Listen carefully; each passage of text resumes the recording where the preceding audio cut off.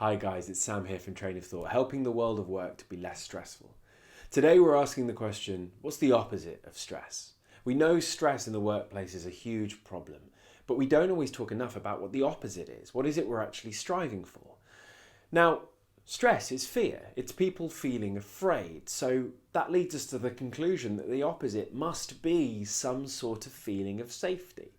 I know for myself that when I felt safe, when I felt that I wasn't going to be yelled at or there's no chance of me losing my job, I could relax. My behaviour changed. I could bring my whole self to work. I'd be much more likely to ask a question or suggest an idea. I'd feel comfortable knowing that I could say what I really thought without anyone yelling at me. And the truth is that this is a real thing. This is a scientific phenomenon, and it's called psychological safety. The research comes from a Harvard professor called Amy Edmondson, and most of the research for this comes from hospitals. Now put yourself for a second in the shoes of a nurse. Say you're looking after a baby that's in your care, and this baby starts to show signs of distress. Maybe it's crying, it's a bit red in the face, and you're thinking, God, I really ought to tell a doctor about this. Now, whether or not you will do so will be decided by how you've seen interactions like this before.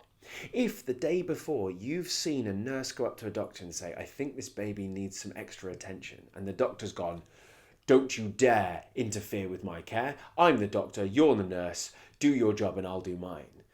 Well, are you more or less likely to go and tell a doctor? Because no one wants to be yelled at, no one wants to be spoken to like that. You become afraid of the reaction you're going to get, which makes you much less likely to go and say something.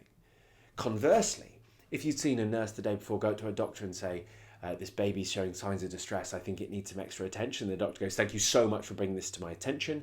I'm really pleased you let me know. I think the baby's fine, but let's monitor it together. Thank you for being so diligent. Then are you more or less likely to go and say something to a doctor?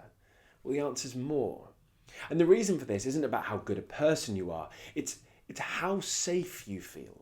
Because our personal feeling of safety, is so powerful that it'll override long-term decision making. It's just the way our brains are built.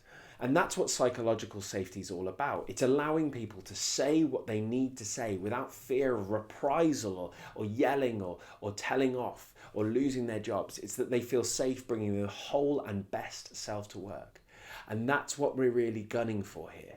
If we can make people feel trusted, if we can make people feel above all that they have the benefit of the doubt, if they ask a question, we assume they're trying to help. If they tell us about a potential problem, we assume they're trying to prevent the whole thing going wrong. If we give people the benefit of the doubt that what they're trying to do is the right thing, they'll feel safe. And this means they can bring their best self to work.